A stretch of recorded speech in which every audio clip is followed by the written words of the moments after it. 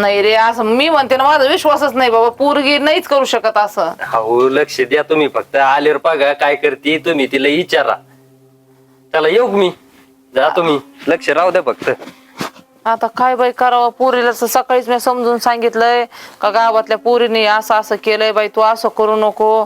आणि का मला नाही वाटत आहे पोराचं खरं, पण काहीतरी चाटर पोनी सांगत असं नाही, मै पोरगी असं काही करणार नाही. मला चांगला विश्वास आहे माझ्या पोरीवर.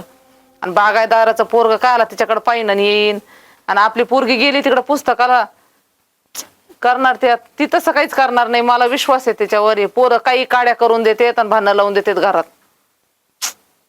पण तरी काय सांगावं, पोरीची जाते आपण तसं नाही म्हणू शकत. तिला विचारावं लागा ना आल्यावर. बघा ते मी आता आल्यावर तिला विचारू. बाई लय डोक्याला ताण झालाय, पोरग तर काय सांगून गेलंय काय आहे काय नाही. आपलं तर डोकंच बंद पडलंय, पोरींना कसं सांभाळावं आणि कसं नाही, लयच अवघड आहे.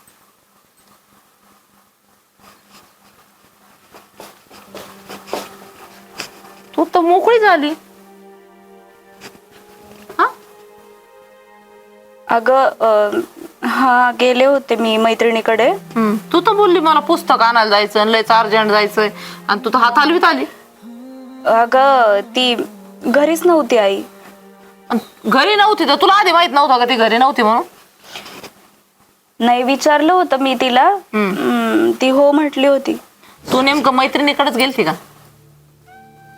हा, कुठं काळा तोंड करायला गेली होती?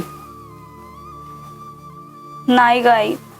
नाही ग म्हणजे ते शेजारचं पोरग आलं होतं घरी. हा, खरं सांग मला, तू कुठं गेली होती? पुस्तकच आणायला गेलती का? मी तर त्याला सांगितलं, माझा लय विश्वास आहे माझ्या मुलीवर, पण तू काय शेण खाल्लंय हे मला माहिती नाही ना.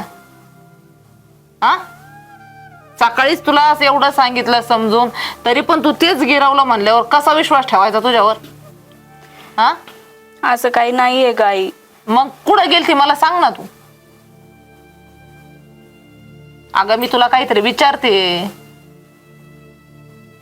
हा, अगं मी खरंच पुस्तक आणायला गेले होते. अगं तू खरंच पुस्तक आणायला गेली तर ते पोरग खोटं कसं काय सांगन मला येऊन? त्याने याच्या अगोदर बरं काही नाही सांगितलं, आजच बरं येऊन सांगितलं.